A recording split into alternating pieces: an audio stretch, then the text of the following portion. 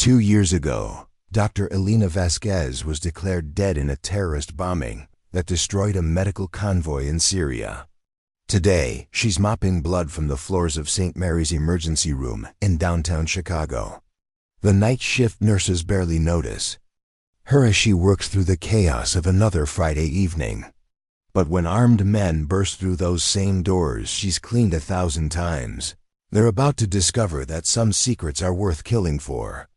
And the woman they've dismissed as invisible possesses skills that could save every life in that hospital or end theirs. Before we jump back in, tell us where you're tuning in from. And if this story touches you, make sure you're subscribed, because tomorrow I've saved something extra special for you. The emergency room at St. Mary's Hospital hummed with the controlled chaos that defined urban healthcare. Fluorescent lights cast harsh shadows across linoleum floors that had seen more trauma than most war zones. The smell of antiseptic mixed with fear, hope, and the metallic tang of blood that never quite disappeared, no matter how thoroughly someone scrubbed.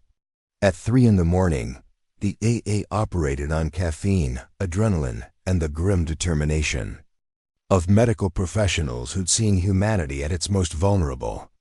Ambulance sirens wailed in the distance like urban lullabies, promising fresh waves of crisis that would test every protocol, every skill, every ounce of compassion the staff could muster. Dr. James Patterson stood at the nurses' station, his surgical scrubs wrinkled from 12 straight hours of emergencies. Dark circles under his eyes told the story of a man who'd forgotten what sleep felt like, but his hands remained steady as he reviewed patient charts. 5 years as chief of emergency medicine had taught him to function on autopilot when exhaustion tried to claim him. Behind him, the double doors leading to the main hospital corridor swung open with a soft whoosh. A woman entered pushing a yellow cleaning cart loaded with supplies, moving with the quiet efficiency of someone accustomed to working around crisis. Her navy blue uniform bore the name tag Lisa Martinez, though few people bothered to read it. In the hierarchy of hospital staff, environmental services occupied the bottom rung, invisible until someone needed something cleaned. She was unremarkable, in the way that made people's eyes slide past her without truly seeing. Average height, dark hair pulled back in a practical ponytail, no makeup or jewelry that might interfere with her work. Her movements were economical, purposeful, each step calculated to avoid disrupting the medical staff, who rushed past with barely a glance in her direction. Nurse Rebecca Thompson looked up from her computer terminal as the cleaning woman approached. Trauma Bay 3. Blood had pooled on the floor during the last patient's treatment, and the metallic stains were already beginning to set into the grouting between tiles. Rebecca had worked the night shift for 8 years, long enough to recognize the faces that appeared and disappeared in the hospital's ecosystem. "Lisa, right?" Rebecca called out, though she'd asked the woman's name at least a dozen times over. The past 6 months. Names didn't stick when you barely registered someone as human. The cleaning woman nodded, already mixing disinfectant in her bucket with practiced precision. "Yes, ma'am. I'll have this cleaned up in just a few minutes." Her voice carried a slight accent that Rebecca couldn't quite place. Not Mexican like she'd assumed from the surname on the name tag, but something else. Middle Eastern, maybe, or Mediterranean. The kind of accent that suggested education, travel, experiences that seemed at odds with pushing a mop through hospital. Corridors at 3 a.m. Dr. Patterson glanced over as she began working, noting the methodical way she approached the blood spill. Not the hurried swabbing of someone eager to finish and move on, but the careful attention of someone who understood contamination protocols.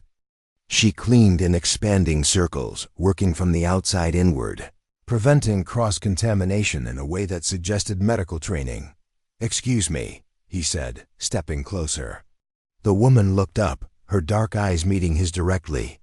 Most hospital custodians avoided eye contact with doctors, intimidated by the hierarchy that placed physicians at the top of the medical food chain.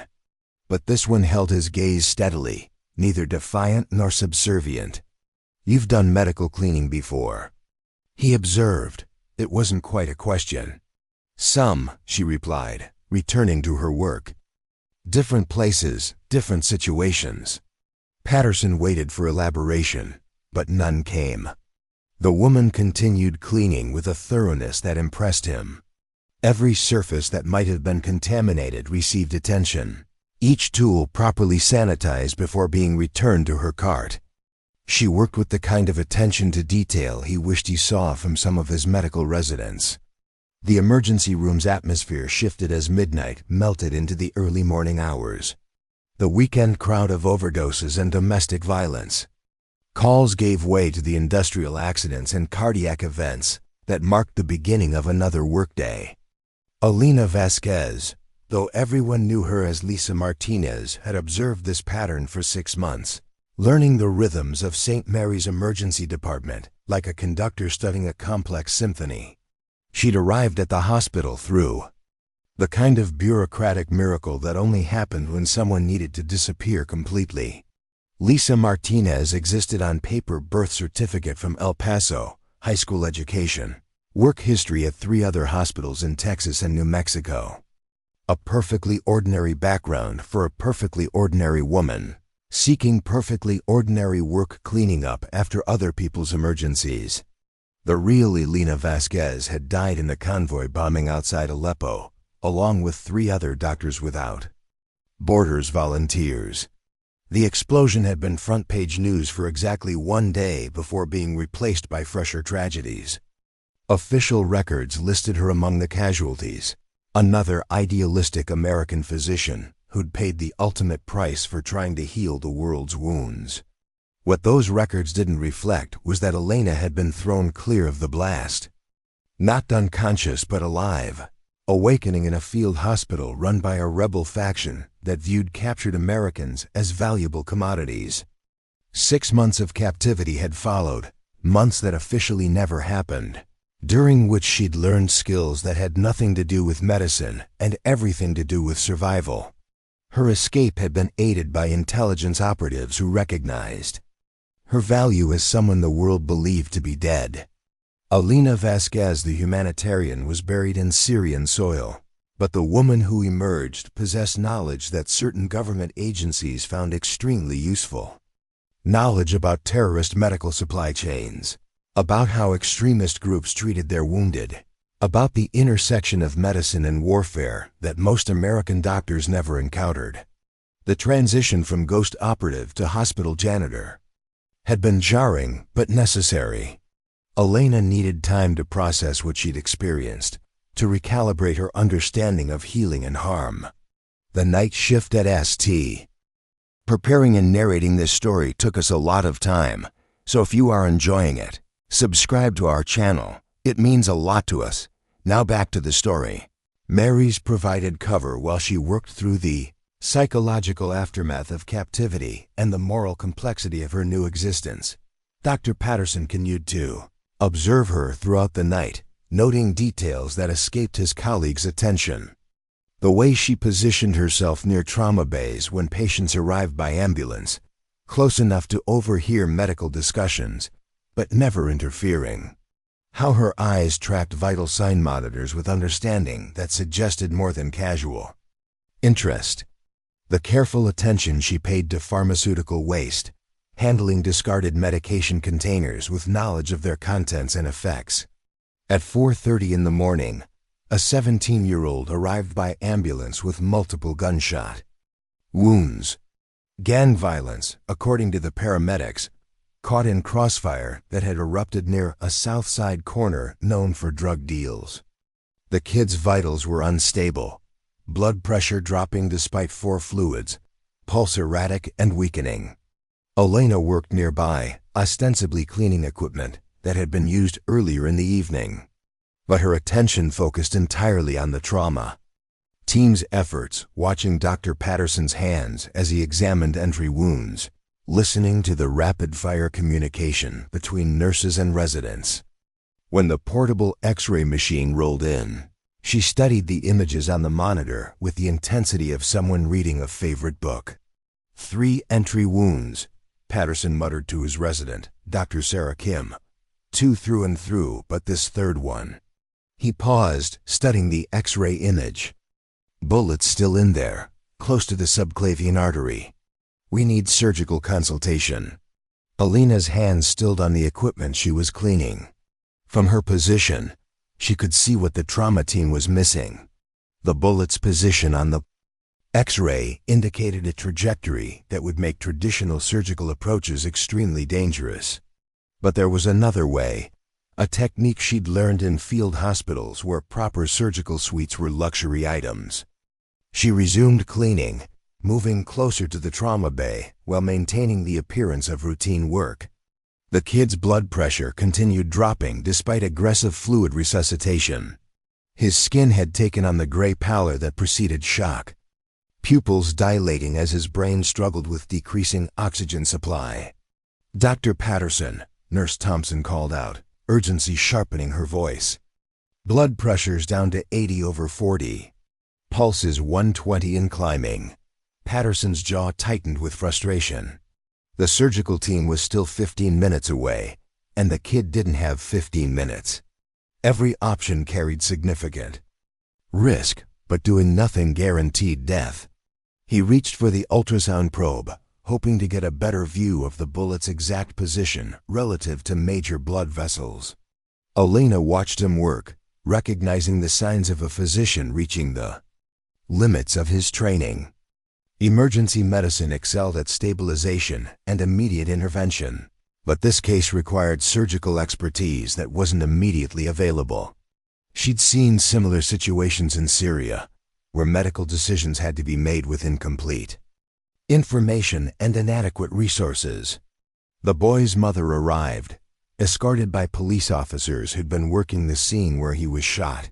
She burst through the trauma bay doors with tears streaming down her face, demanding answers that no one could provide. Elena observed the family dynamics, the mother's desperation, the officer's professional sympathy mixed with resignation. Another casualty in a war that played out on American streets instead of foreign battlefields. "Ma'am, you need to step back," Dr. Kim said gently, trying to balance compassion with medical necessity. "We're doing everything we can." The mother's sobs echoed through the trauma bay, adding emotional weight to an already critical situation. Elena had heard similar sounds in Syrian field hospitals, the universal language of parental grief that transcended cultural boundaries. She'd learned to compartmentalize such emotions, to focus on medical intervention while filing away the human cost for later processing. Patterson made his decision, reaching for surgical instruments despite knowing he was operating beyond his comfort zone. The bullet had to come out, and waiting for the surgical team meant watching the 17-year-old die on his table. Elena moved closer, ostensibly emptying trash bins near the trauma bay, positioning herself where she could observe the procedure. The first incision revealed the complexity of the situation. The bullet had indeed lodged near the subclavian artery, but its position was even more precarious than the X-ray had suggested. A fragment had chipped off, creating additional bleeding that wasn't immediately apparent. Patterson's hands moved carefully, but Elena could see uncertainty in his movements. She found herself mentally rehearsing the procedure, remembering techniques learned under fire when precision meant the difference between life and death. Her hands twitched involuntarily, muscle memory responding to visual cues that triggered trained responses. For 6 months, she'd suppressed these instincts, forcing herself to observe rather than participate in the medical dramas that unfolded around her. The boy's vital signs continued deteriorating. Blood pressure dropped to 70 systolic, heart rate climbing past 140 as his cardiovascular system struggled to compensate for blood loss. The monitor's alarms created a constant backdrop of electronic urgency, each beep marking seconds that couldn't be recovered. "We're losing him," Dr. Kim announced, stating what everyone in the trauma bay already knew. Elena's internal conflict reached a breaking point. 6 months of maintaining her cover, of pretending to be nothing more than a cleaning woman, suddenly seemed less important than the life slipping away on the gurney in front of her. She'd taken an oath once, in what felt like another lifetime, to do no harm and to preserve life whenever possible. But revealing her medical knowledge would raise questions she couldn't answer. Lisa Martinez, hospital custodian, had no business understanding surgical procedures or recognizing arterial bleeding patterns. Elena Vasquez, trauma surgeon, was supposed to be dead, buried in Syrian soil along with her idealistic notions about healing the world's wounds. Dr. Patterson made another attempt to locate the bullet fragment, his instruments probing carefully around the subclavian artery. Elena could see he was close, perhaps 2 millimeters from the bleeding source, but approaching from an angle that risked nicking the vessel wall. In a proper operating room with adequate visualization and surgical support, the approach would work. Here, with limited equipment and emergency conditions, it carried too much risk. The boy's breathing became labored, oxygen saturation dropping as blood loss affected his lungs' ability to function effectively. His mother's sobs intensified, punctuated by prayers in Spanish that Elena understood perfectly. Another detail that didn't fit with Lisa Martinez's supposed background. Another crack in the carefully constructed identity that had protected her for 6 months. Elena made her choice, stepping forward with the bucket she'd been using to clean nearby equipment. "Doctor," she said quietly, her voice carrying just enough authority to cut through the trauma bay's chaos. Patterson looked up, surprised to hear the cleaning woman address him directly. "This isn't the time," he began, then stopped. Something in her expression gave him pause, a confidence that seemed out of place given her supposed position in the hospital hierarchy. "The fragment," Elena continued, setting down her bucket and moving closer to the gurney. "You're approaching from the wrong angle. The trajectory suggests the bullet tumbled after impact, creating secondary damage you can't see from that position." The trauma bay fell silent except for the monitor's persistent alarms. Every medical professional present stared at the woman in custodial uniform who had just offered surgical advice to the chief of emergency medicine. Dr. Kim's mouth opened in surprise, while Nurse Thompson looked between Elena and Patterson with confusion. "Excuse me?" Patterson's voice carried the sharp edge of someone whose authority had been challenged by an unexpected source. Elena realized she'd crossed a line that couldn't be uncrossed. In that moment, preserving her cover became less important than preserving the 17-year-old's life. She stepped closer to Gurney, her movements taking on the confident precision of someone accustomed to operating under pressure. "May I?" she asked, though she was already reaching for surgical gloves from the nearby supply cart. Patterson's training warred with his instincts. Everything about the situation violated hospital protocol and professional hierarchy. Custodial staff didn't offer medical advice, didn't know anatomical terminology, didn't understand bullet trajectories or arterial damage patterns. But the boy was dying, and something in the cleaning woman's manner suggested knowledge that might save his life. "Who are you?" he asked quietly. Elena pulled on the surgical gloves with practiced efficiency, her hands moving through pre-operative preparation routines that were clearly second nature. "Someone who's seen this before," she replied, moving to the opposite side of the gurney. "Different circumstances, same injury pattern." She leaned over the patient, studying the entry wound with eyes that had examined similar trauma in field hospitals, where mistakes meant death and second chances were rare luxuries. Her hands moved over the boy's chest, palpating areas that revealed the bullet's likely path through soft tissue and muscle. "The subclavian artery isn't just damaged," she explained, her voice taking on the clinical tone of someone accustomed to teaching surgical procedures. "The bullet fragment created a false aneurysm. Every time his heart beats, blood pools in the damaged area instead of flowing to his brain and organs. That's why his pressure keeps dropping despite fluid replacement." Dr. Kim exchanged glances. With Patterson, both recognizing medical knowledge that far exceeded what any custodial worker should possess. Elena's explanation made sense, fitting the clinical picture better than their initial assessment. But accepting her diagnosis meant acknowledging that a hospital cleaning woman understood vascular surgery better than the emergency medicine team. Elena reached for the ultrasound probe, adjusting its position to provide a different view of the damaged area.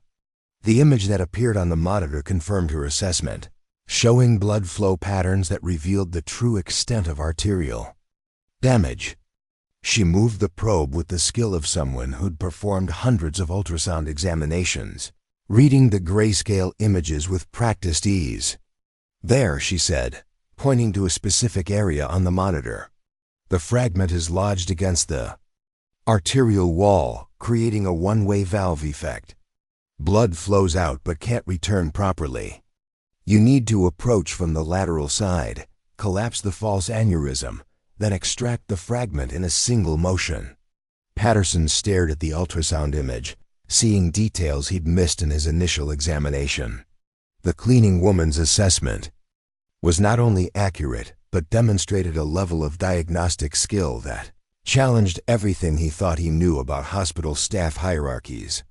Her hands moved over the ultrasound controls with familiarity that spoke of extensive medical training. "This is impossible," Dr. Kim whispered, echoing everyone's unspoken thoughts.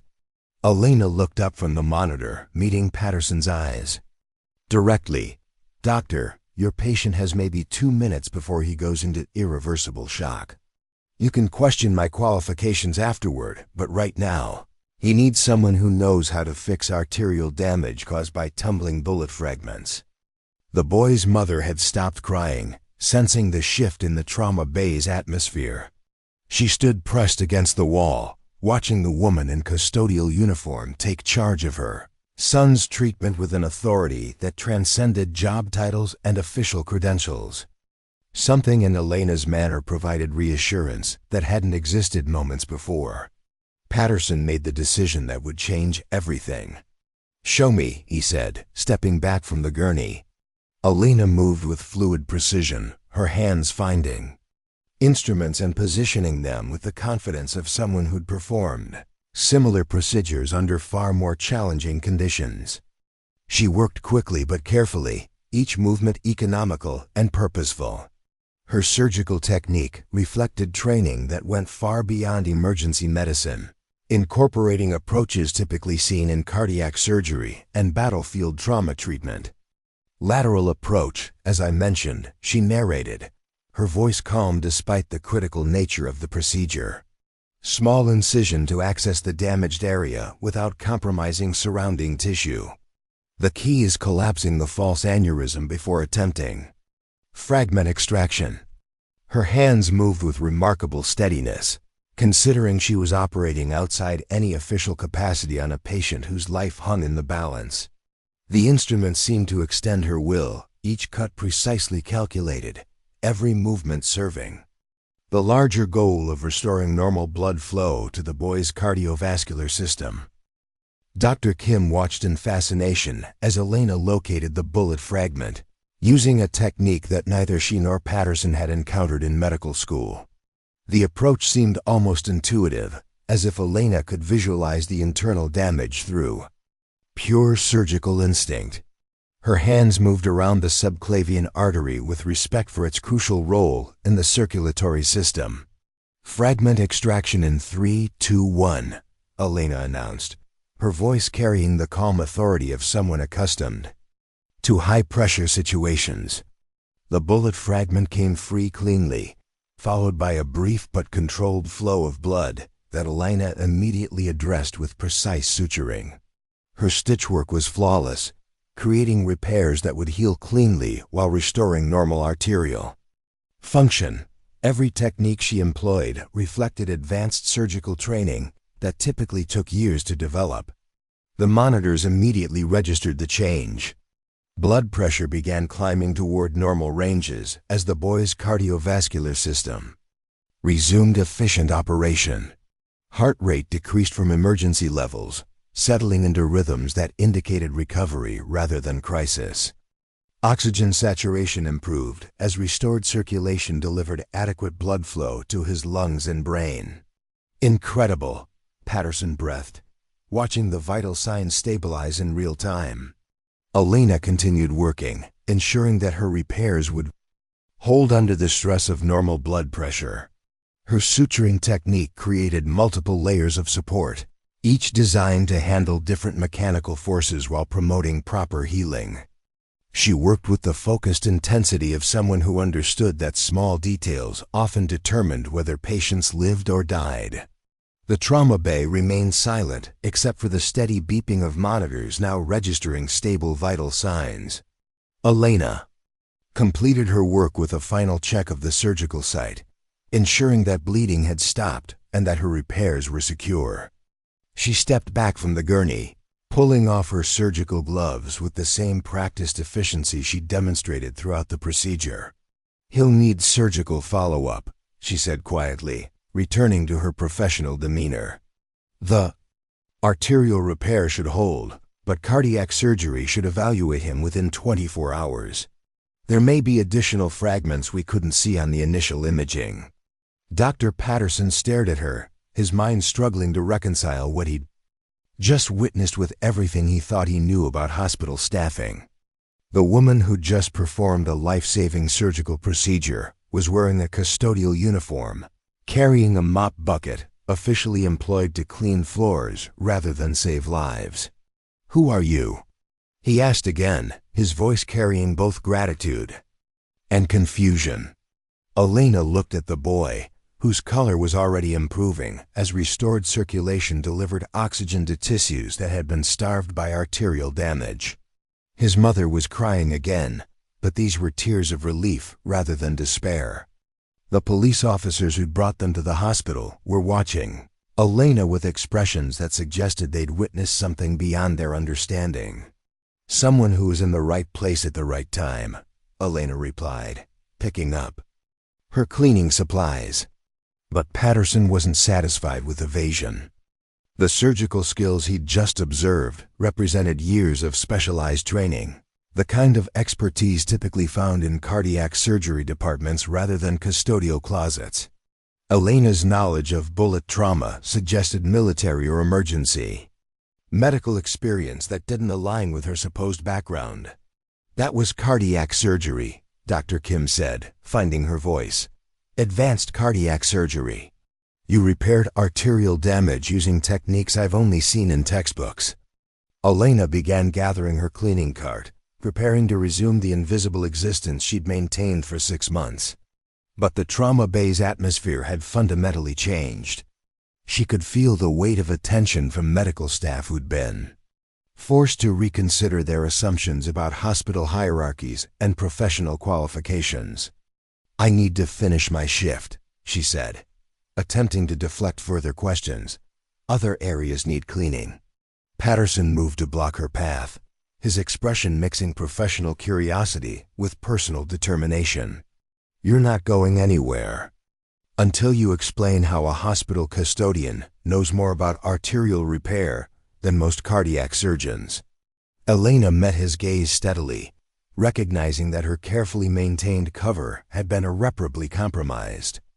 The choice to save the boy's life had been correct from a medical standpoint, but it had exposed skills and knowledge that Lisa Martinez wasn't supposed to possess. Questions would follow, investigations would begin, and her protected existence at St. Mary's would inevitably end. "Sometimes people aren't what they appear to be," she said quietly. The emergency room continued functioning around them, other patients receiving treatment, other crises demanding attention. But Trauma Bay 3 had become an island of suspended reality where hospital protocols and professional expectations had been turned upside down by a woman who'd revealed impossible skills at the perfect moment. Dr. Patterson looked at the 17-year-old, whose stable vital signs represented the difference between life and death. Whatever questions surrounded Elena's background, her intervention had saved a life that would otherwise have been lost. That medical reality outweighed concerns about protocols and professional hierarchies. "We'll need to report this," he said finally. Hospital administration will want to understand what happened here. Elena nodded, accepting the inevitable consequences of her decision. I understand. As the trauma team completed their post-procedure documentation and prepared to transfer the patient to surgery for additional evaluation, Elena resumed her cleaning duties. But nothing would ever be quite the same. The invisible woman who'd mopped floors and emptied trash bins for 6 months had revealed herself to be something else entirely, someone with skills that raised more questions than they answered. The dawn shift would arrive in 2 hours, bringing fresh personnel who'd hear whispered stories about the night cleaning woman who'd performed miracle surgery in Trauma Bay 3. Elena knew she had that long to prepare for whatever came next, to decide how much truth she could reveal without compromising secrets that extended far beyond St. Mary's Hospital.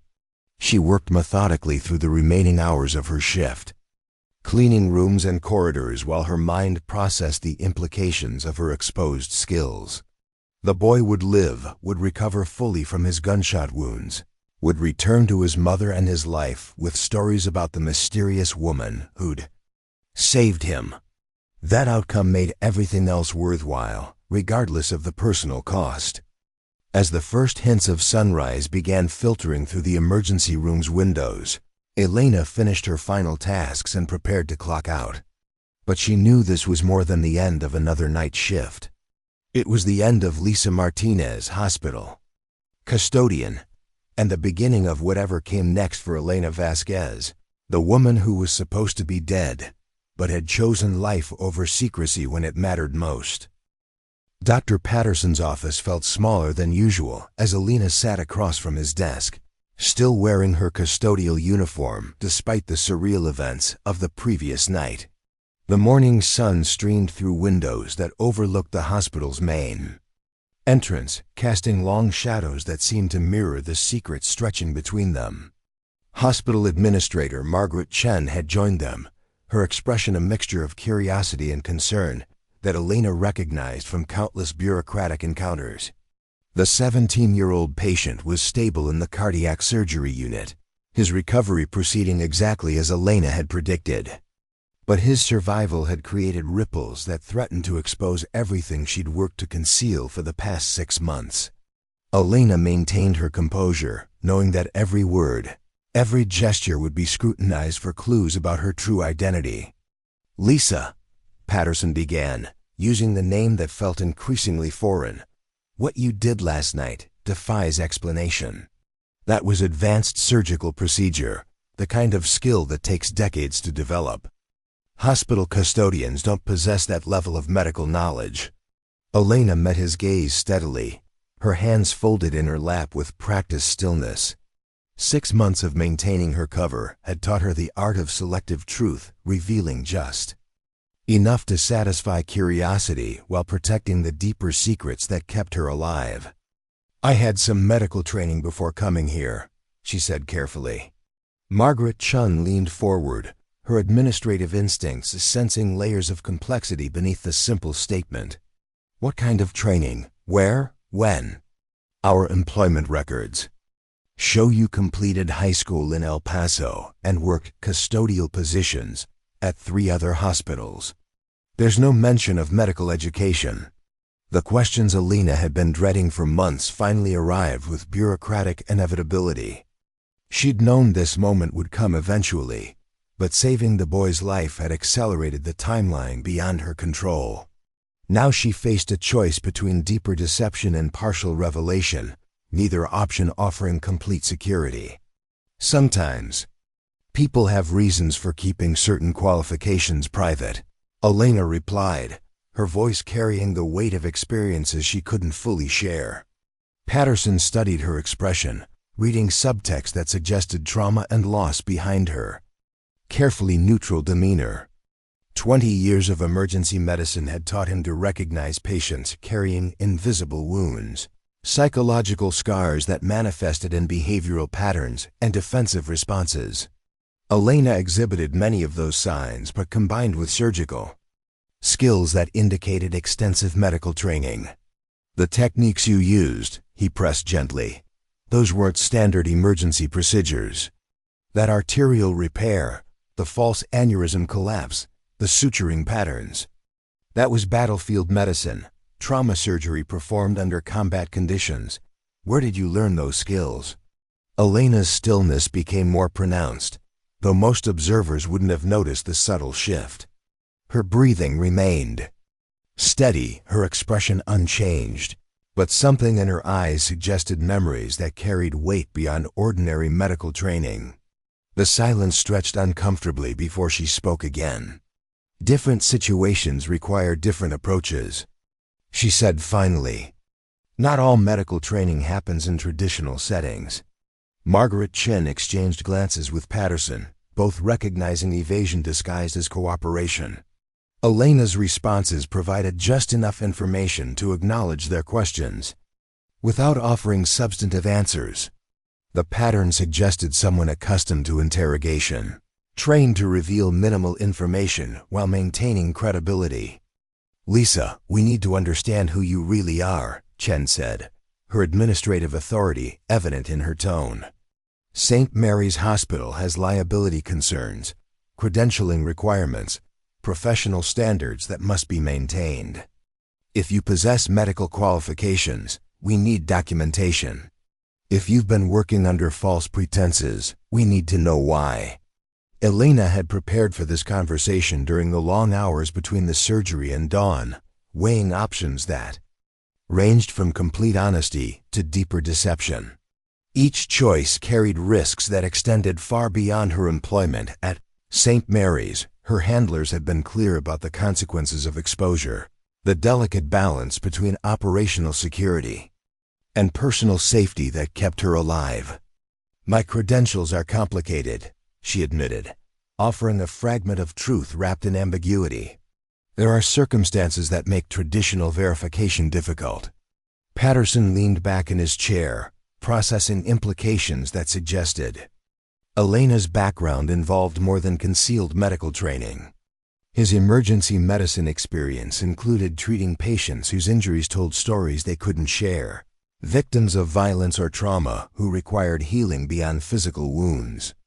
Elena exhibited similar patterns, but her skills suggested she'd been a healer rather than a victim.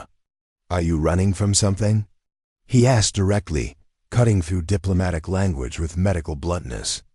The question hung in the air like smoke, revealing assumptions that weren't entirely wrong but missed crucial details.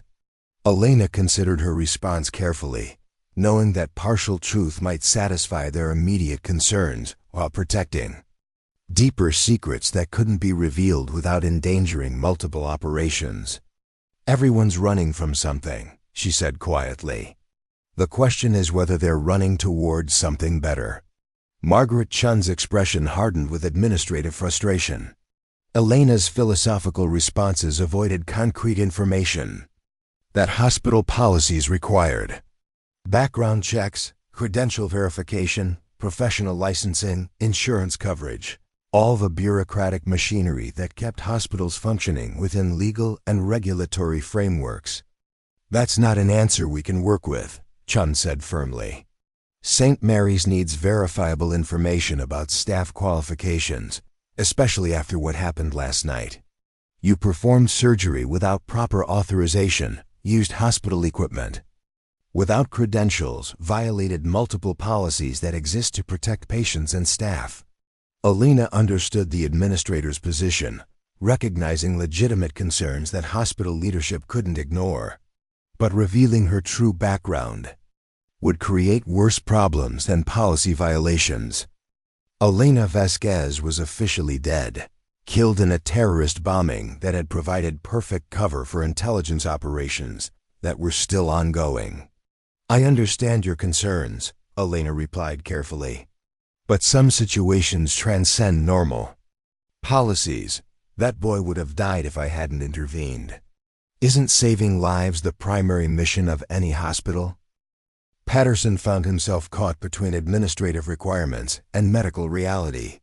Elena's intervention had been successful, demonstrating skills that could benefit the hospital and its patients.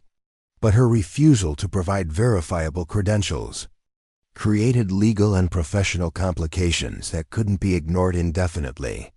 The outcome doesn't justify the means, Chun insisted. Hospital policies exist for good reasons. Patient safety, legal liability, professional standards, regulatory compliance. We can't simply ignore those requirements because someone claims to have medical training. Elena's expression remained neutral, but something in her posture suggested tension that went beyond employment concerns. She'd survived interrogations conducted by professionals, trained to extract information through psychological and physical pressure.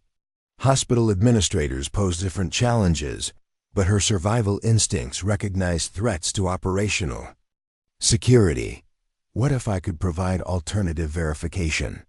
She asked, testing possibilities that might satisfy immediate concerns without exposing deeper secrets. Patterson's curiosity sharpened at the suggestion. Alternative verification implied connections beyond traditional medical channels, possibly military or government agencies that operated outside normal credentialing systems. Elena's surgical skills could have been developed in military medicine. Trauma surgery performed in combat zones where traditional protocols didn't apply. What kind of alternative verification? Chun asked suspiciously. Elena weighed her options, knowing that any answer would reveal more about her background than she'd intended to share. But the conversation had reached a point where vague responses would no longer suffice. Hospital administrators required concrete information, documentation that would satisfy legal requirements and professional standards. Government medical service, she said finally, offering truth wrapped in minimal detail. Situations where traditional credentials weren't practical. The admission changed the office's atmosphere, introducing possibilities that explained Elena's reluctance to provide standard documentation. Government medical service could mean military deployment, intelligence operations, diplomatic missions, any number of classified activities that might require concealed credentials. Patterson leaned forward, his medical curiosity overriding. Administrative concerns, military medicine, combat surgery. That would explain the techniques you used, the comfort with trauma procedures under pressure. Elena neither confirmed nor denied his speculation, maintaining the careful neutrality that had protected her for 6 months. Every additional detail increased the risk of exposure, but complete silence would create suspicions that might prove more dangerous than partial revelation. Some medical service involves situations that can't be discussed publicly, she said, allowing them to draw their own conclusions. Margaret Chun's administrative training included experience with veteran healthcare issues, staff members whose military service created unique credentialing challenges. Government medical personnel often possessed skills that exceeded civilian equivalents, but documentation requirements still applied regardless of service background. Even military medical service requires verifiable credentials, Chun pointed out. Discharge papers, medical corps certification, something that demonstrates legitimate training and authorization to practice medicine. Elena's silence suggested that producing such documentation might not be possible, raising questions about the nature of her government service. Patterson found himself increasingly intrigued by the mystery, recognizing patterns that indicated intelligence operations rather than conventional military deployment. The conversation was interrupted by a knock on Patterson's office door. "Nurse." Rebecca Thompson entered with an expression that mixed excitement and confusion, carrying a manila folder that seemed to contain information relevant to their discussion. "Dr. Patterson, I'm sorry to interrupt, but something strange just happened," Thompson said, glancing uncertainly at Elena. "I received a call from someone claiming to be from the Department of Defense, asking about Lisa Martinez's employment status here at St. Mary's." Elena's stillness became absolute, every muscle frozen in place while her mind raced through implications that threatened to unravel months of careful preparation. Government inquiries meant her cover had been compromised beyond hospital administration, triggering responses from agencies that preferred to remain invisible. What did they want to know? Patterson asked, sensing undercurrents that suggested. His morning had become significantly more complicated. Thompson consulted her notes, reading information that seemed to increase Elena's tension with each word. They wanted confirmation of her employment dates, performance evaluations, any incidents involving medical procedures. They said they were conducting a routine background verification, but they seemed very interested in last night's events. Margaret Chun's expression shifted from administrative concern to bureaucratic alarm. Department of Defense inquiries suggested complications that extended far beyond hospital policy violations. Government interest in Elena's activities implied security clearances, classified operations, or other federal concerns that hospital administrators weren't equipped to handle. Did they leave contact information? Chun asked, her voice tight with concern. Thompson nodded, consulting her notes again. They said someone would be here this afternoon to discuss Lisa's status. They were very insistent that she remain available for questioning. Elena stood slowly, her movements controlled despite the internal tension that threatened to overwhelm her carefully maintained composure. 6 months of operational security had been compromised by a moment of medical necessity, triggering responses from agencies that would ask questions she couldn't answer without endangering multiple lives. "I need to make a phone call," she said quietly, moving toward the door. Patterson rose from his desk, blocking her path with gentle but firm authority. "I don't think you should leave right now. If the Department of Defense wants to speak with you, running away will only create more problems." Elena met his gaze directly, recognizing genuine concern behind his professional caution. Patterson was trying to protect her from consequences he didn't fully understand, but his well-intentioned intervention might expose her to dangers that extended far beyond hospital employment issues. "Dr. Patterson, there are situations where running away is the safest option for everyone involved," she said carefully. "Sometimes protecting others requires accepting personal risks." Margaret Chun stood as well, her administrative instincts recognizing a situation that had escalated beyond hospital policies into federal concerns. Elena's responses suggested intelligence operations, classified activities that hospital staff weren't cleared to handle. The safest approach might be cooperation with government agencies, rather than attempting to manage the situation internally. "If you're involved in classified government work, then we need to follow proper protocols," Chun said firmly. "St. Mary's Hospital cannot harbor federal fugitives or interfere with official investigations." Elena's expression softened slightly, recognizing that hospital administrators were caught in circumstances beyond their understanding or control. Chun and Patterson were trying to balance institutional responsibilities with human concerns, but they lacked information necessary to make informed decisions. "I'm not a fugitive," Elena said gently, "but my situation is complicated in ways that could create problems for the hospital. The best solution might be for me to resign my position and address these issues elsewhere." Thompson shifted uncomfortably, sensing tensions that went beyond her understanding of hospital operations. The morning had transformed from routine administrative discussion into something that felt like a spy thriller, complete with government agencies and mysterious backgrounds that defied explanation. "The patient from last night," Patterson said suddenly, connecting details that had been nagging at his medical instincts. "The surgical techniques you used, the way you handled the trauma, the knowledge of bullet wound patterns. You've treated combat injuries before, haven't you? Multiple casualties, field conditions, situations where traditional medical protocols didn't apply." Elena's silence confirmed his speculation more effectively than words could have. Her surgical skills reflected experience with battlefield medicine, trauma surgery performed under conditions that most civilian physicians never encountered. Steady hands, the efficient movements, the calm authority during crisis, all suggested extensive experience with life-and-death medical decisions. "Military deployment?" Patterson pressed gently. Combat medical service, special operations support?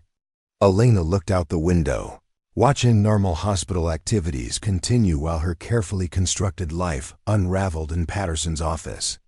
6 months of invisibility had ended the moment she'd chosen to save a 17-year-old's life, triggering consequences that would ripple through multiple agencies and operations. Something like that, she admitted finally, offering acknowledgement without specific details. Margaret Chen processed the implications, recognizing that Elena's situation extended far beyond hospital employment issues. Military medical personnel, especially those involved in special operations, often worked under security restrictions that complicated civilian employment. But government inquiries suggested active rather than historical involvement. "Are you still on active duty?" Chun asked directly. "Is your employment here part of some kind of government operation?"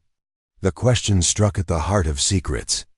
Elena couldn't reveal without compromising ongoing missions. Her cover at St. Mary's had served multiple purposes, providing rehabilitation time while maintaining operational readiness for assignments that might require her unique combination of medical skills and intelligence training. "Some questions can't be answered in civilian settings," Elena replied carefully. "But I can assure you that my work here has been entirely focused on legitimate custodial duties. I've never used hospital access for inappropriate purposes." Patterson's expression suggested skepticism about her assurances, recognizing that Elena's presence at St. Mary's might have involved surveillance or intelligence gathering that hospital. Administration had never suspected. Her custodial position provided access to sensitive areas, confidential conversations, patient information that could have intelligence value. "Until last night," he pointed out, "when you violated multiple hospital policies to perform unauthorized surgery on a trauma patient." Elena acknowledged the accuracy of his statement with a slight nod, recognizing that her medical intervention had crossed lines that couldn't be uncrossed. The decision to save the boy's life had been instinctive, overriding operational security, concerns that had protected her for months. "Medical training creates certain obligations," she said quietly. "When someone's life is at stake, other considerations become secondary." Thompson's expression showed growing confusion as the conversation revealed layers of complexity that seemed to increase with each exchange. Elena's responses suggested government involvement, classified operations, and security concerns that far exceeded routine hospital employment issues. The office phone rang, interrupting the tense discussion with electronic urgency that seemed to increase everyone's anxiety. Patterson answered with professional courtesy that quickly shifted to concern as he listened to the caller's message. "I understand," he said finally, his voice tight with tension. "We'll be ready." He hung up and looked at Elena with an expression that mixed sympathy with resignation. "That was hospital security. Federal agents are in the lobby, asking to speak with Lisa Martinez.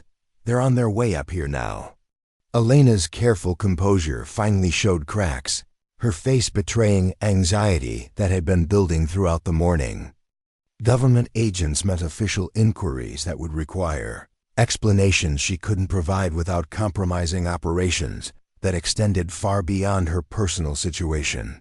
"How much time do I have?" she asked, her voice steady despite the circumstances. Patterson glanced at his watch, calculating the time required for agents to navigate hospital corridors and locate his office. "Maybe 5 minutes, assuming they don't get lost." Elena moved to the window, looking down at the hospital's main entrance where she could see black sedans that hadn't been there earlier.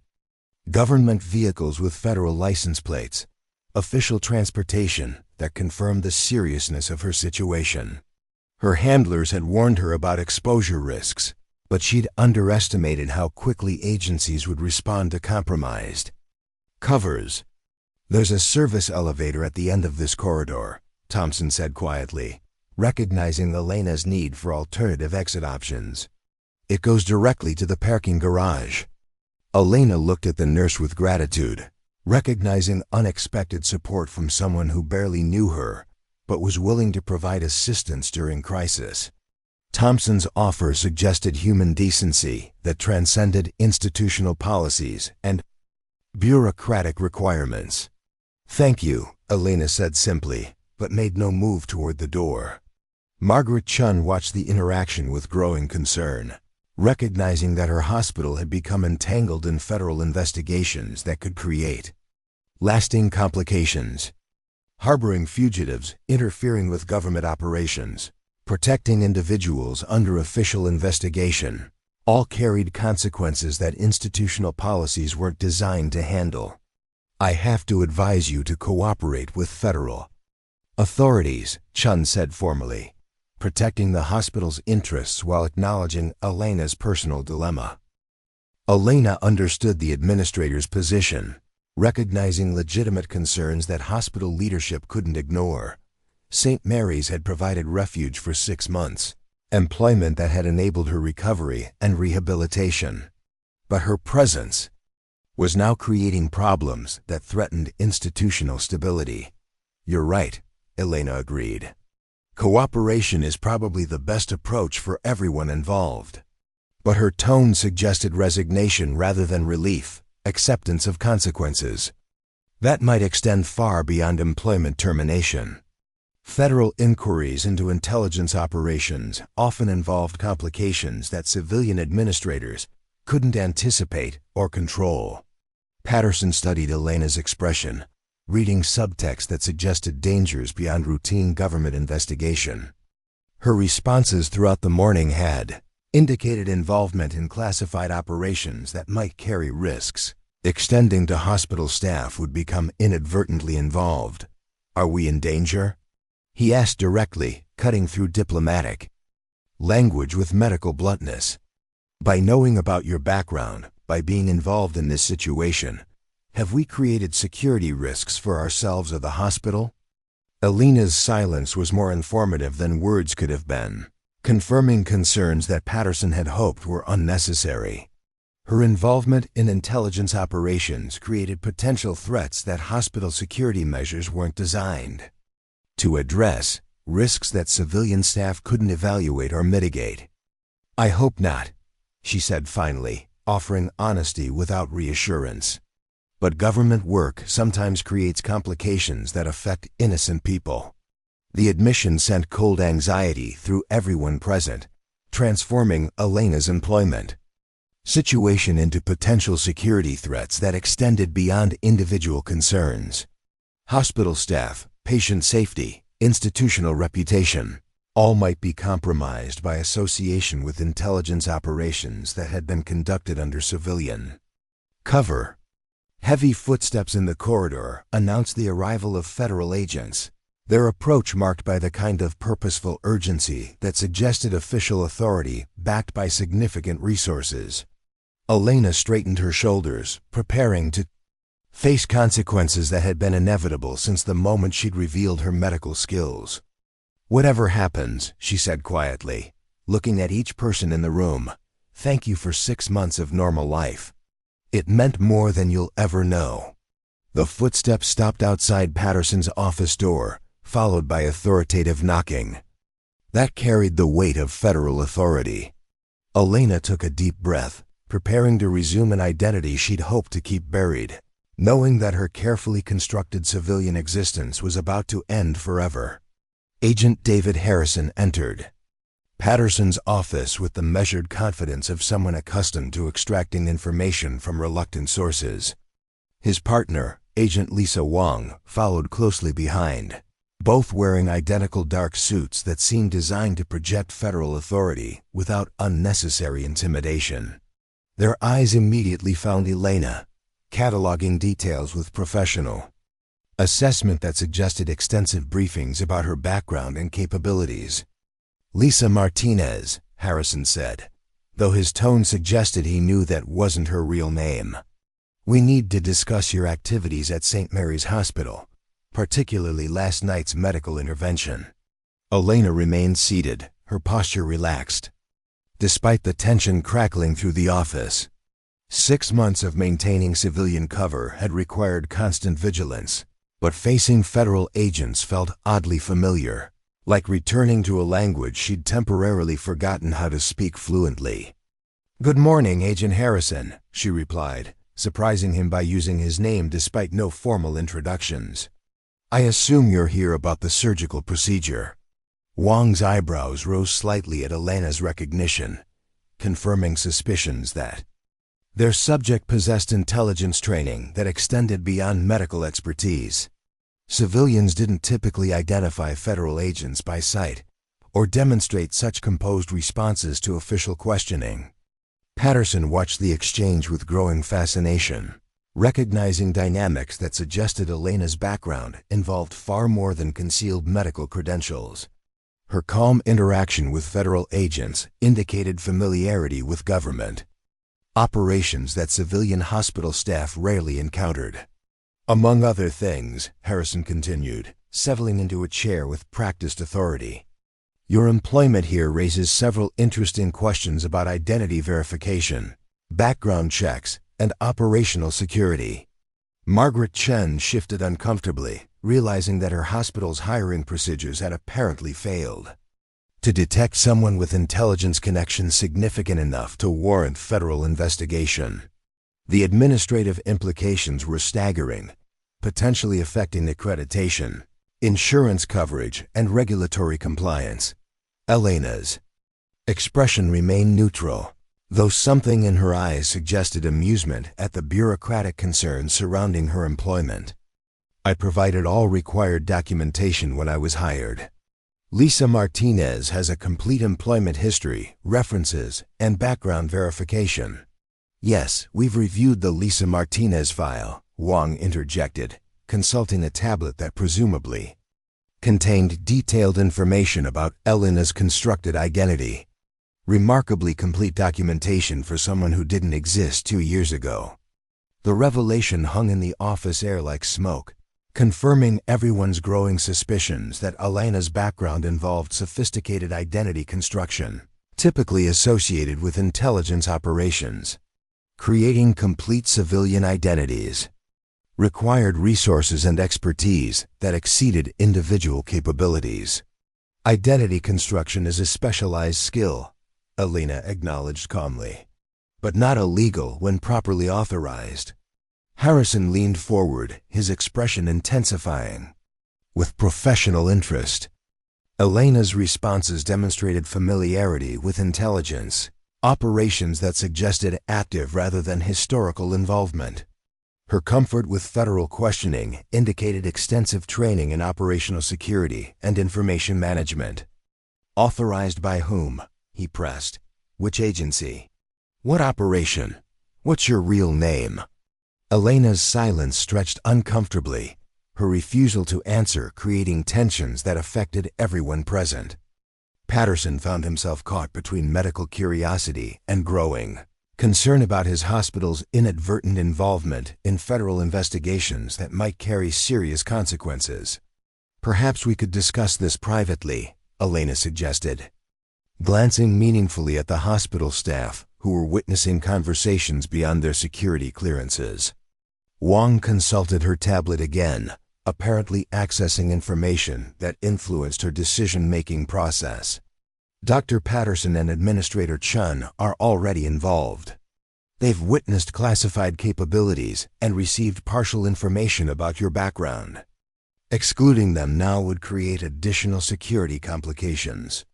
The admission that Elena possessed classified capabilities sent cold anxiety through both hospital administrators, confirming fears that their institution had unknowingly employed someone whose activities could affect national security. The implications for St. Mary's reputation and operations were potentially devastating. "What kind of classified capabilities?" Chun asked, her voice tight with administrative concern.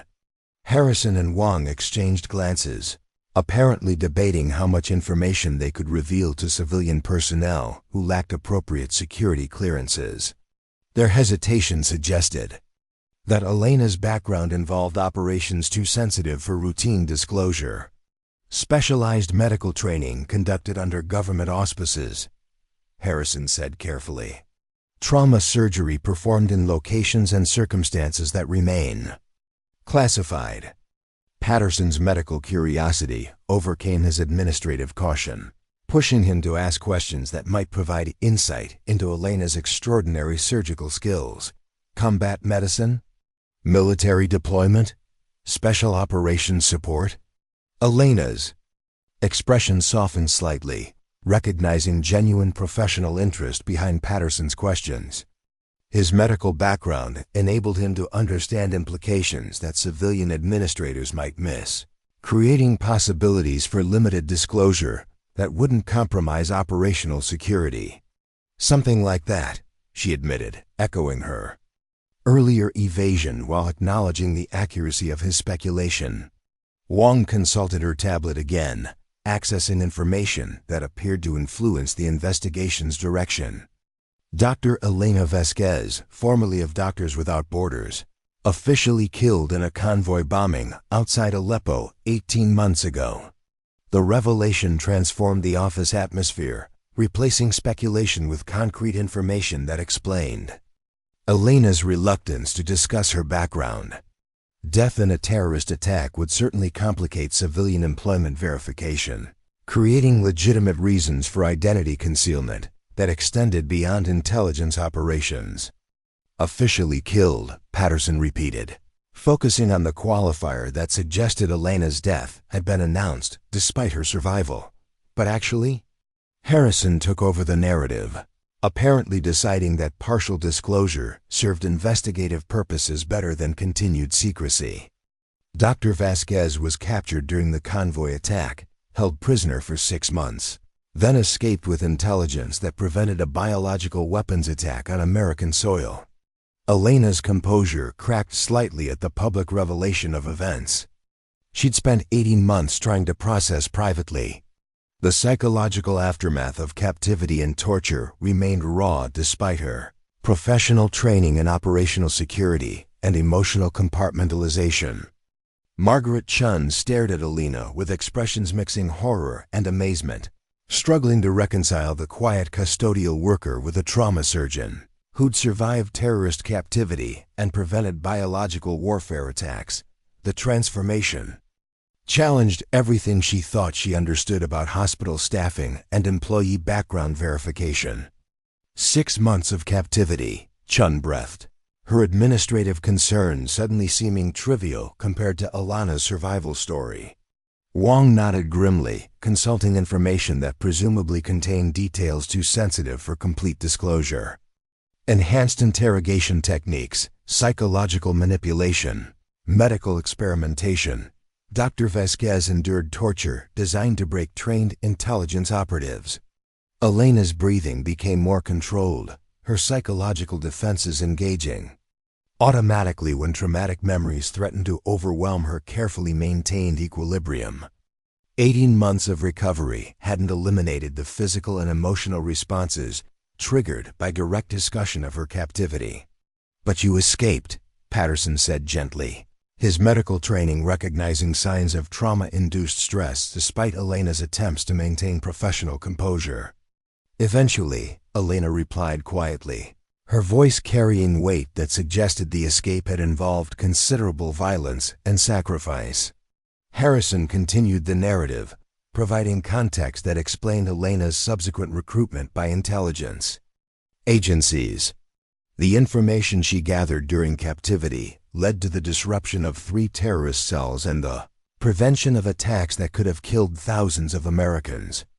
The scope of Elena's contributions to national security transformed her from mysterious custodial worker to genuine hero, someone whose sacrifice and courage had protected innocent lives through personal suffering that most people couldn't imagine enduring.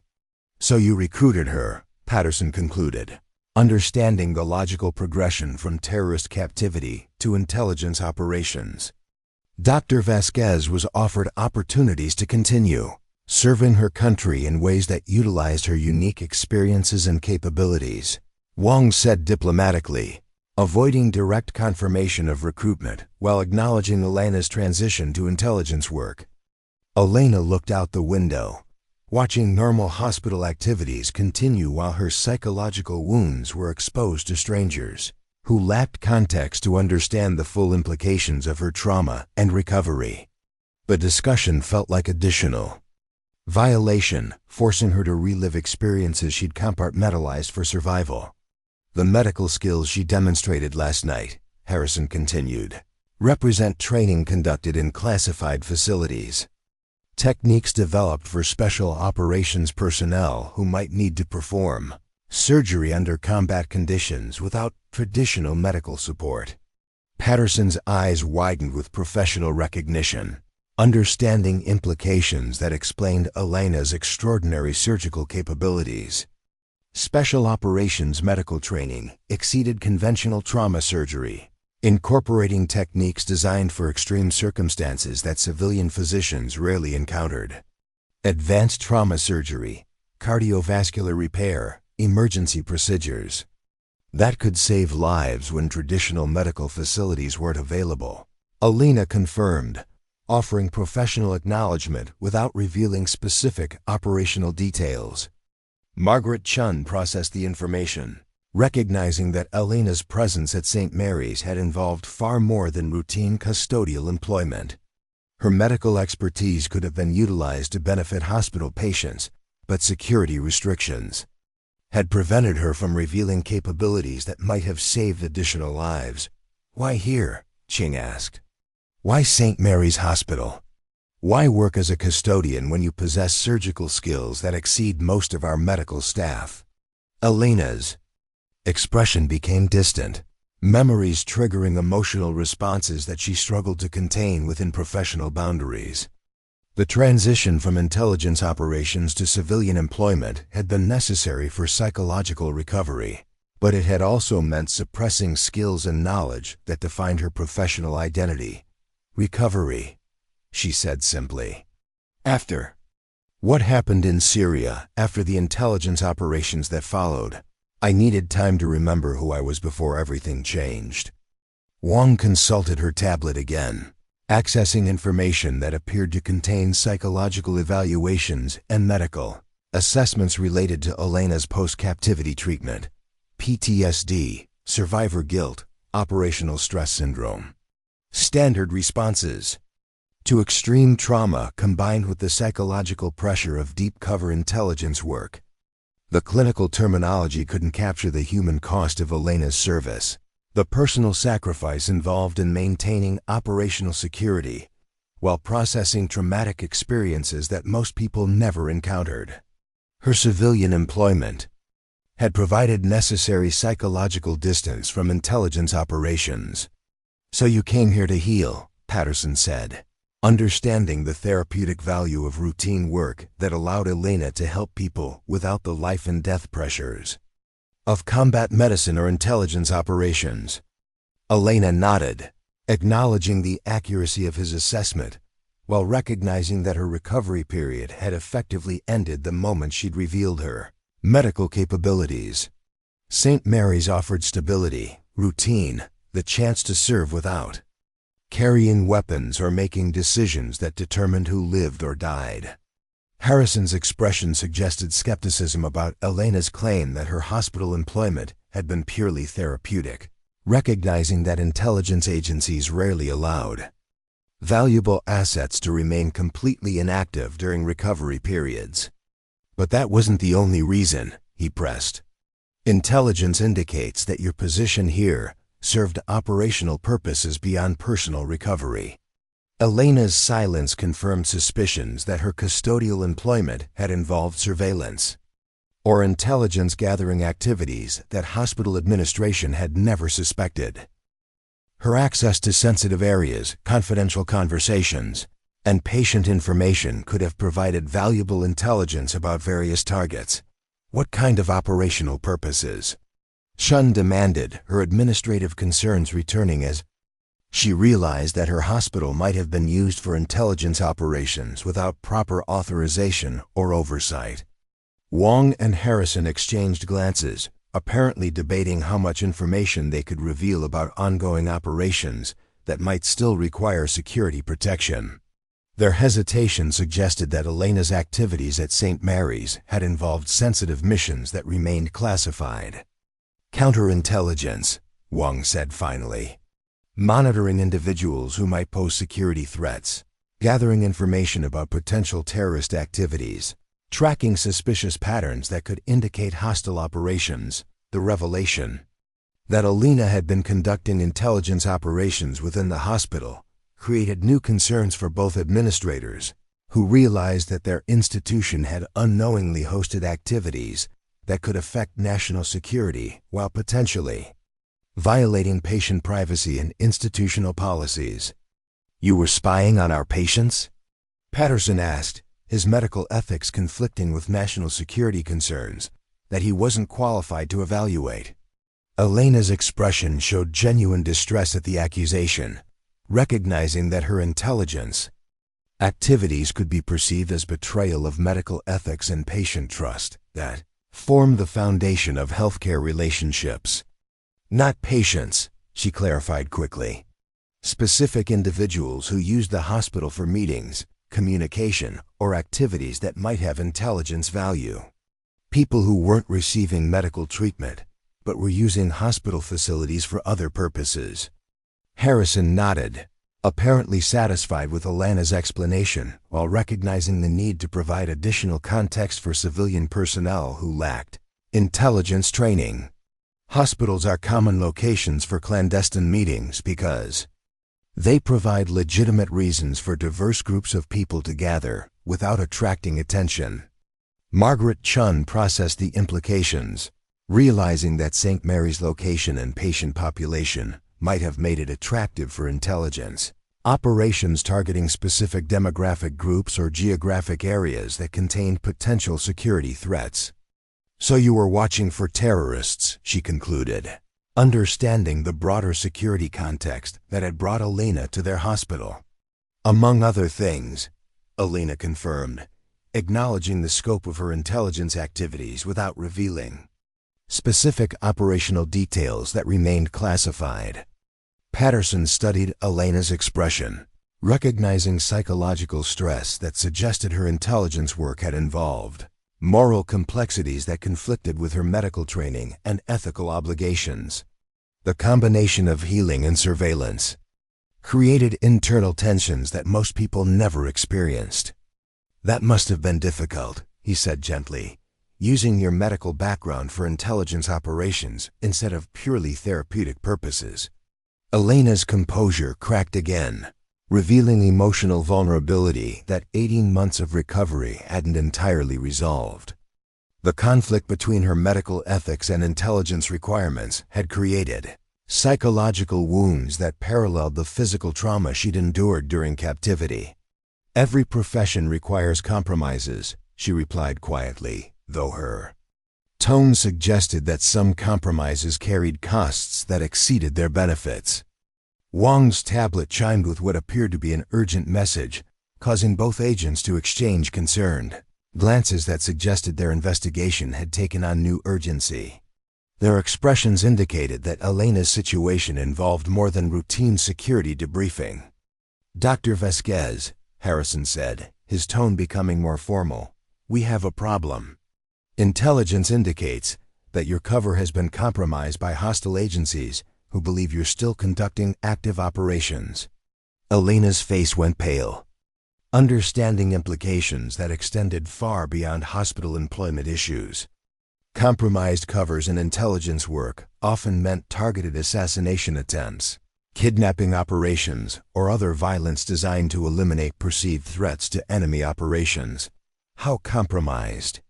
she asked, her voice steady despite the obvious fear in her eyes. Wang consulted her tablet, accessing information that appeared to contain threat assessments and security evaluations related to Elena's operational status. "Shatter indicates that at least 3 different terrorist organizations believe you're responsible for disrupting their American operations." The scope of the threat transformed Elena's situation from administrative complication to active security crisis. creating dangers that extended beyond individual concerns to potentially affect hospital staff and patients, who might become collateral damage in assassination attempts. "They think I'm still operational," Elena said, understanding the terrorist perspective that viewed her survival as an ongoing threat to their activities. "Are you?" Harrison asked directly, cutting through diplomatic language with investigative bluntness. Elena's hesitation suggested that the line between recovery and operational readiness wasn't as clear as she'd implied earlier. Her intelligence training and medical capabilities remained intact despite her civilian employment, creating ambiguity about her current status that might justify terrorist concerns. "I've maintained training and capability," she admitted carefully, "but I haven't conducted active operations since coming to St. Mary's."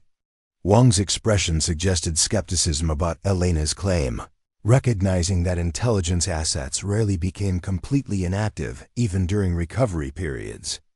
Her hospital employment might have involved surveillance activities that enemy organizations could interpret as active operations. "Capability is enough," Harrison pointed out. "If they believe you pose a threat, your actual operational status becomes irrelevant. The danger remains the same."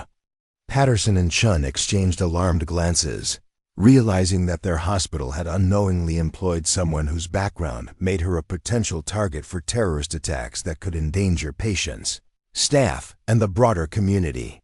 "What kind of danger are we talking about?" Chun asked, her administrative concerns expanding to include security threats that hospital policies weren't designed to address. Harrison's expression became grim, consulting information that apparently contained specific threat assessments related to Elena's presence at St. Mary's, armed assault, bombing, hostage situations.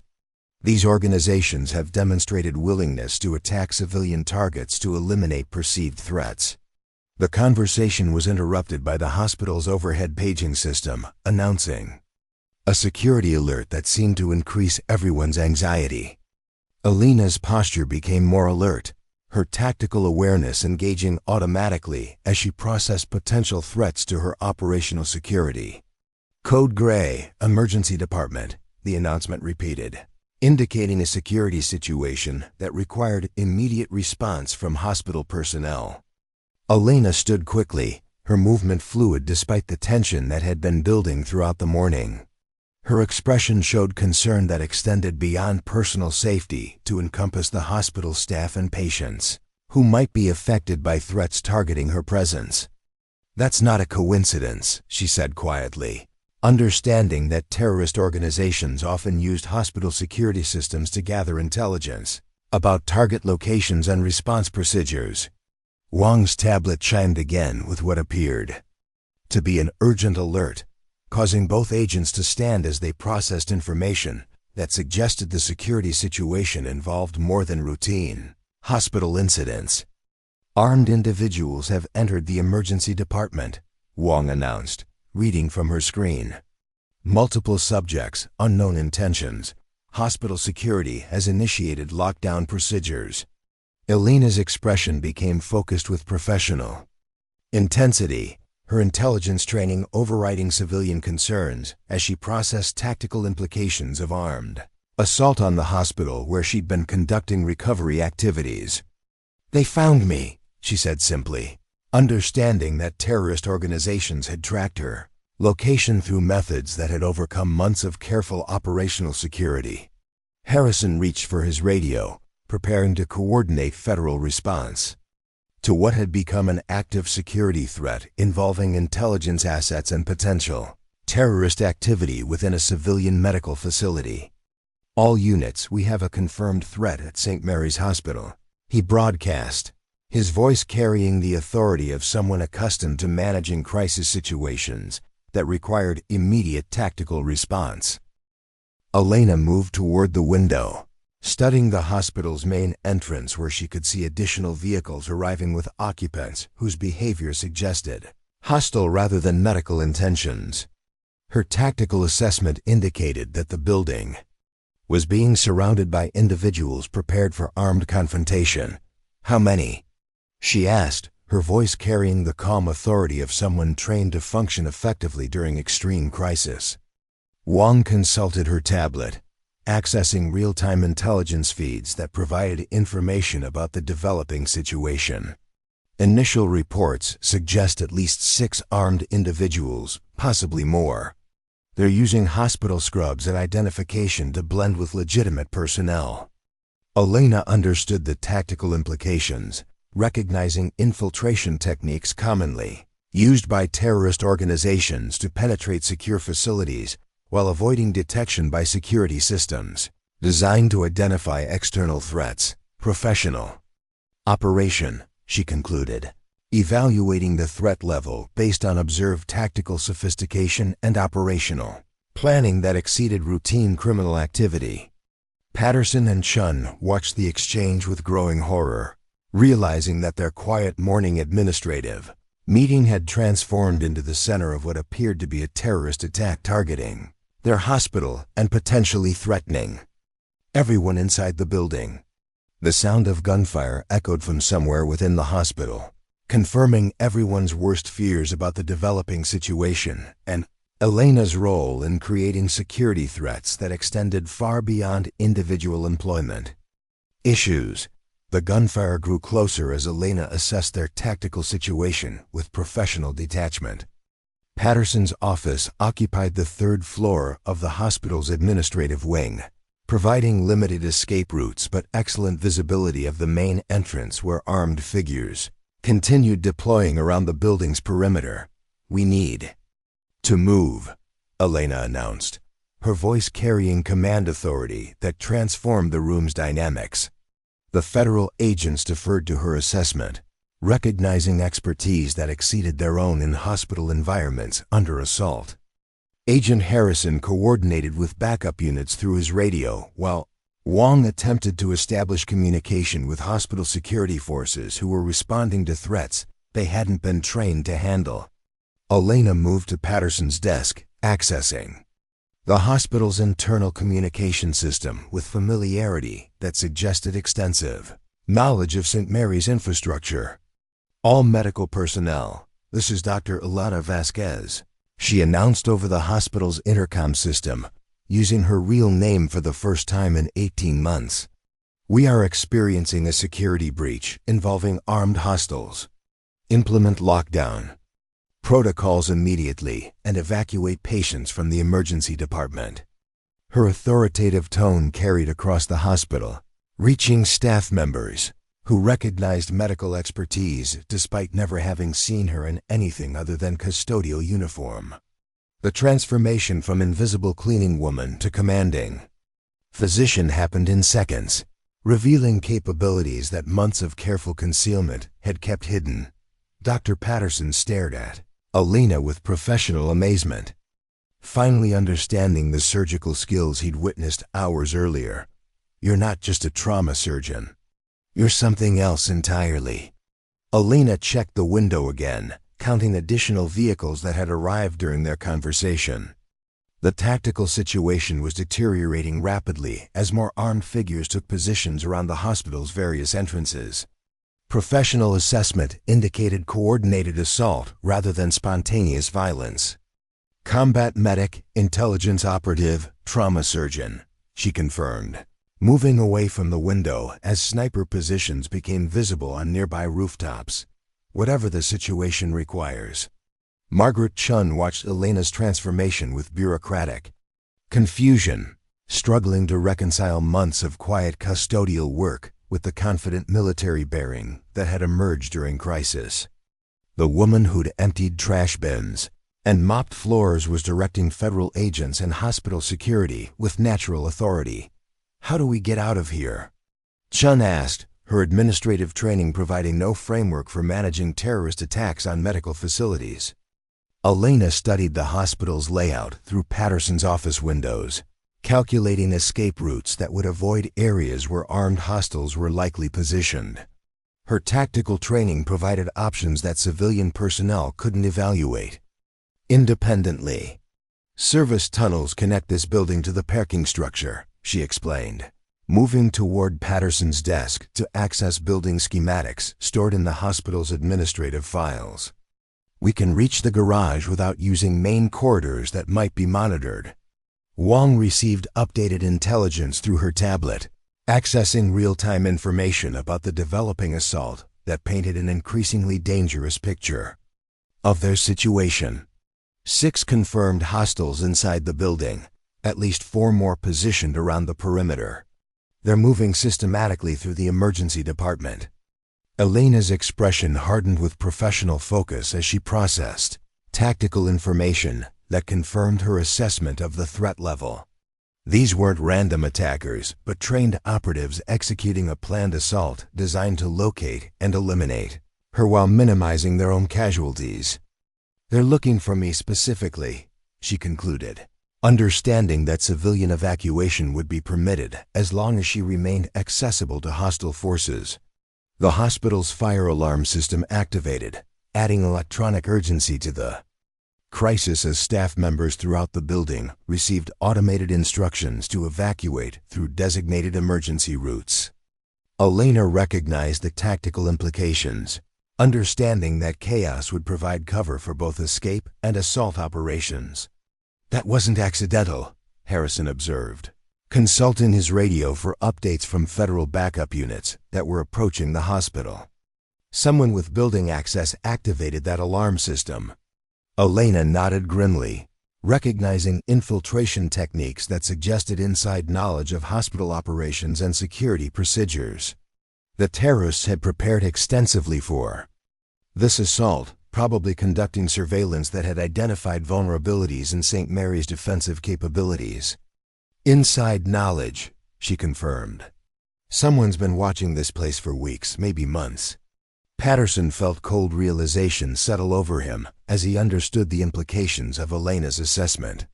Hospital staff, patients, visitors, all had become potential intelligence sources for terrorist organizations, planning attacks on facilities that housed high-value targets.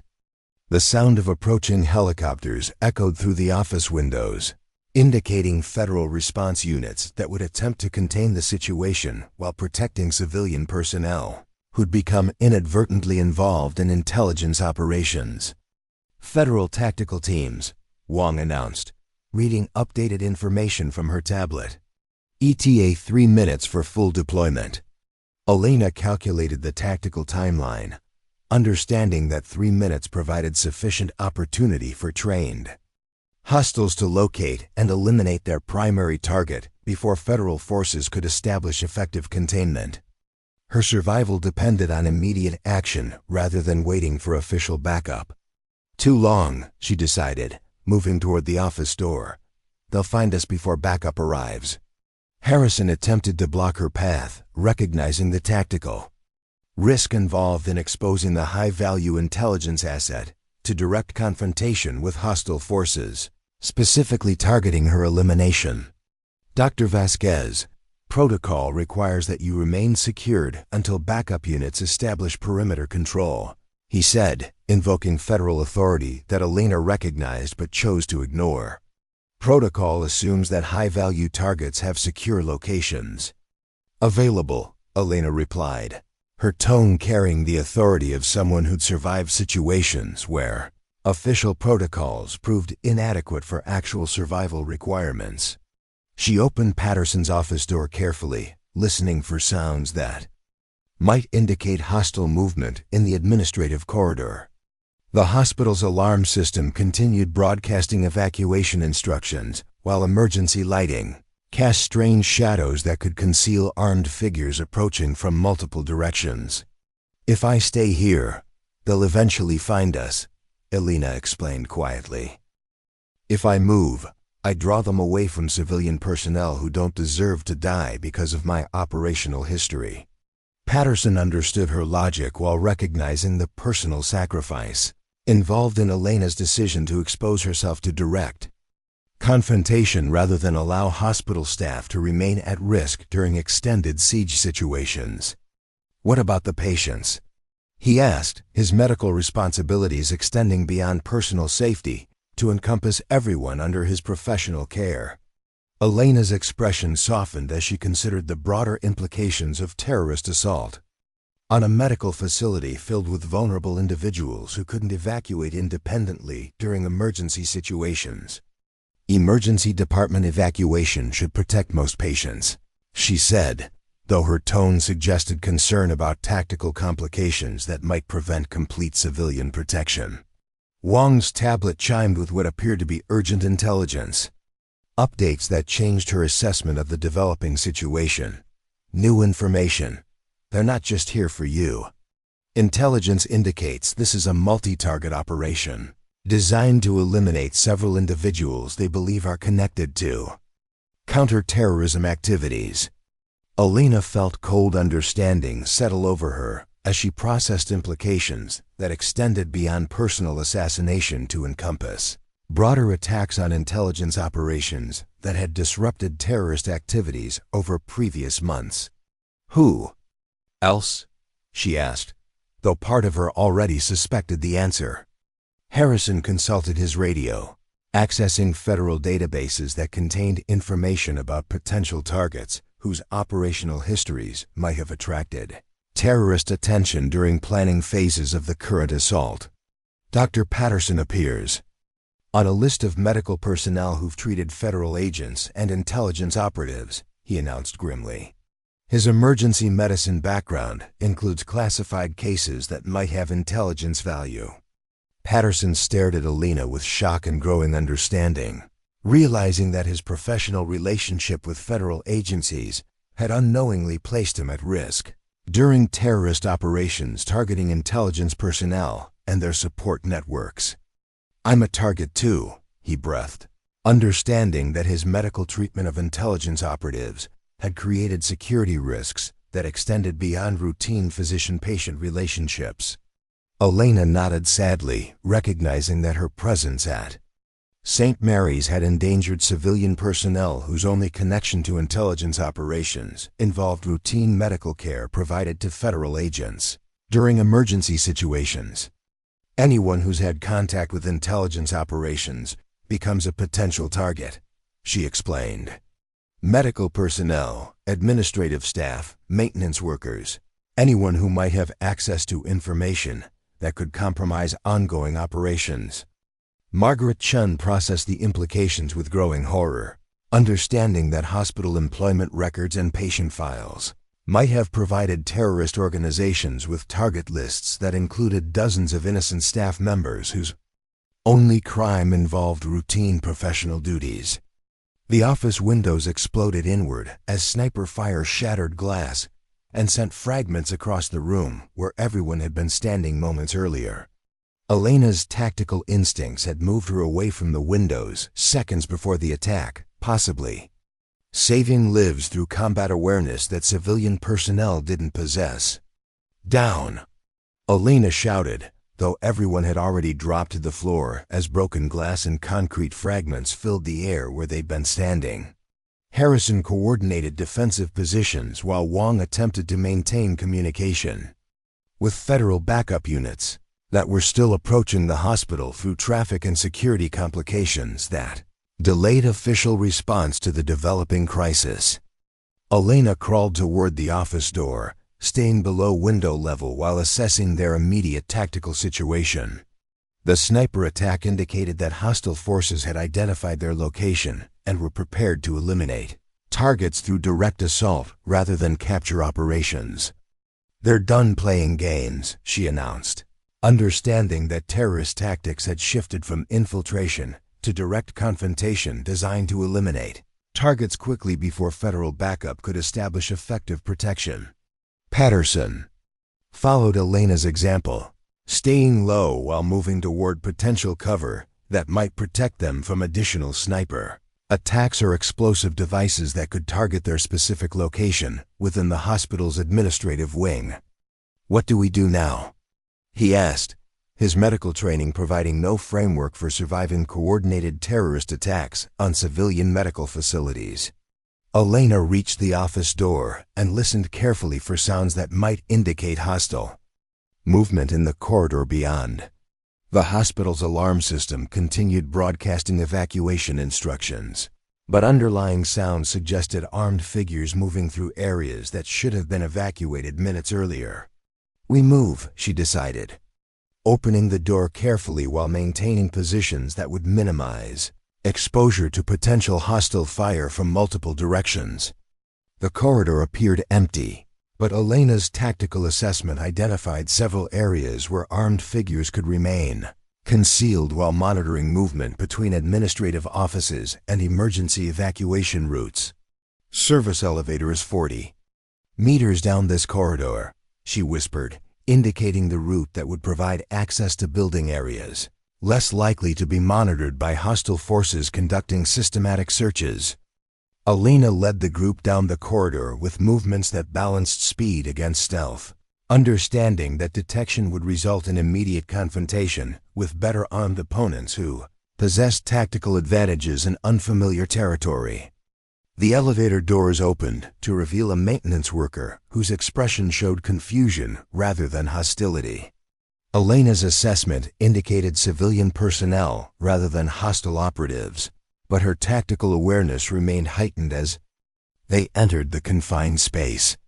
"Basement level," Elena instructed, accessing building areas that would provide multiple route options while avoiding main hospital corridors, where armed figures were conducting search operations. The elevator descended through building levels, while Elena monitored communication between federal agents, who were coordinating response efforts with hospital security forces that lacked training for terrorist assault situations. When the doors opened to the basement level, Elena immediately identified potential threats and defensive positions that would provide tactical advantages if hostile forces discovered their location during movement toward parking structure access points. "This way," she directed, leading them through maintenance corridors that she'd studied during months of custodial work that had inadvertently provided extensive knowledge of building infrastructure and security vulnerabilities. The parking structure access door was secured, but Elena produced maintenance keys that she'd retained from her custodial employment, demonstrating preparation that suggested her recovery period had included contingency planning for emergency situations. "You kept the keys," Patterson observed, understanding that Elena's civilian employment had involved tactical preparation that extended beyond routine custodial duties. "Old habits," Elena replied, opening the door to reveal the parking structure where federal backup vehicles were beginning to establish perimeter security around the hospital complex. Agent Harrison coordinated with tactical teams that had deployed around the building, while Wong maintained communication with intelligence operations that were monitoring terrorist communications and movement patterns during the ongoing assault. "Federal teams have secured the perimeter," Harrison announced, reading updates from his radio communication. "Hospital evacuation is proceeding, but hostile forces remain active inside the building." Elena studied the tactical situation from their position in the parking structure, understanding that terrorist operations would continue until their primary objectives were achieved or federal forces established complete building control. "They won't leave without completing their mission," she concluded, recognizing terrorist operational patterns that prioritize target elimination over operative survival during high-value assassination attempts. Patterson looked at Elena with professional respect that had replaced his earlier confusion about her background and capabilities. The transformation from custodial worker to tactical operative had revealed skills that exceeded anything he'd encountered during routine emergency medicine practice. "What happens now?" he asked, understanding that Elena's assessment would determine their next actions during a crisis that extended far beyond routine hospital emergency procedures. Elena considered their options, weighing personal safety against broader responsibilities. That included protecting civilian personnel who remained vulnerable to terrorist assault operations, targeting intelligence assets and support networks. "Now I finish what they started," she decided, understanding that eliminating terrorist threats would provide the only effective protection for hospital staff and patients who'd become inadvertently involved in intelligence operations. Federal Tactical teams were establishing positions around the hospital, while Elena prepared to return to building areas where armed hostiles continued search operations designed to locate and eliminate targets whose operational histories had disrupted terrorist activities. The woman who'd spent 6 months mopping floors and emptying trash bins was about to become the weapon that terrorist organizations feared most, someone who understood their methods and possessed skills to neutralize threats that endangered innocent people. Elena Vasquez was going back to work. Up next, you've got 2 more standout stories right on your screen. If this one hit the mark, you won't want to pass these up. Just click and check them out.